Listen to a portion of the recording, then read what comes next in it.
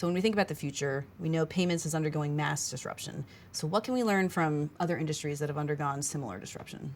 A lot of what's going on in our industry is a lot of what we've seen in other industries, like movies, like music, where the content itself is digital and has become digital over time.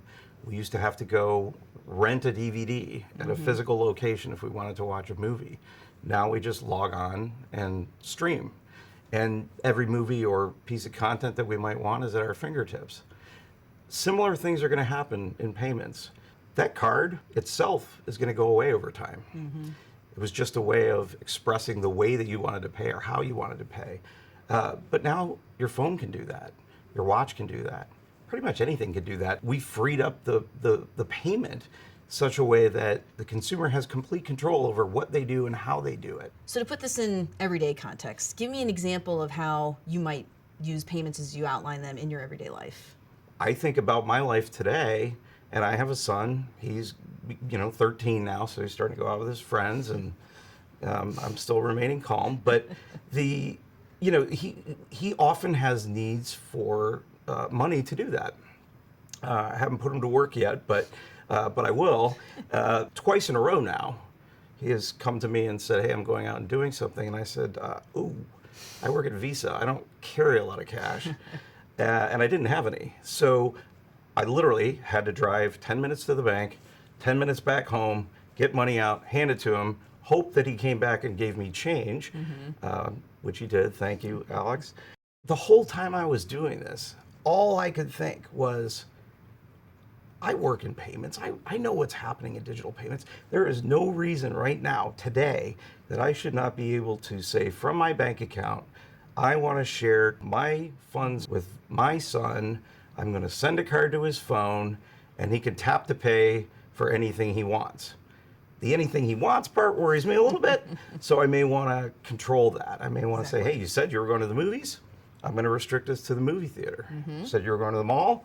Guess what? I know where the mall is, and your phone knows where you are, so I'm going to control whether you can use that money in the place that you are or not. Our whole goal in all of this is to enable consumers to do with their money what they want to do. And historically, plastic has made that harder than it needs to be anymore.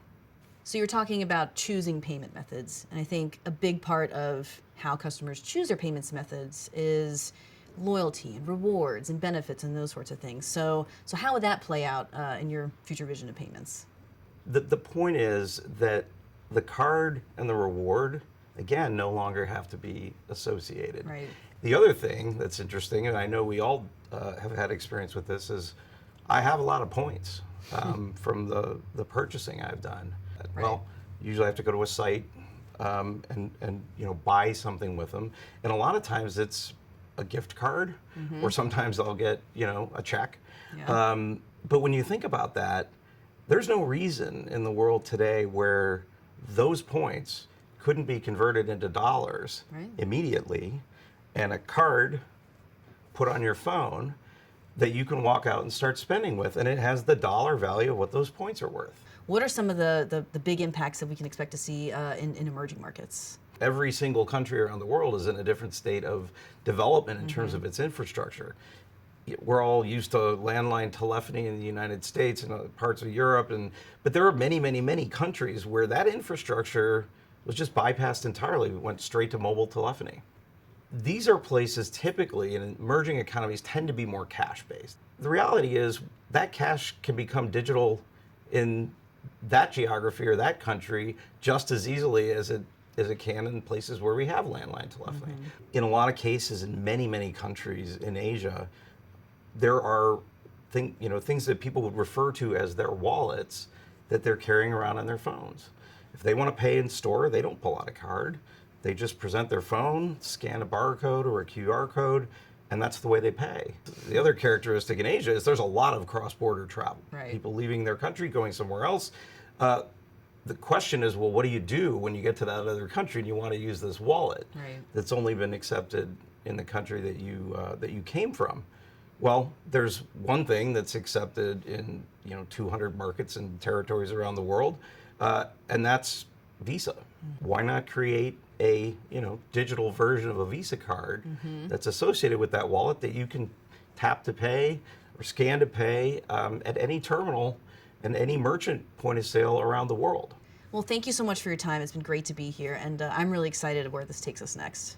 I am too. I think what's amazing to me about Visa as a company, when you think about it, what happens when you use a Visa card, there are many, many, many, many people behind the scenes who are working to make that simplicity come to life. There's a whole future around that we're working to create that's even better.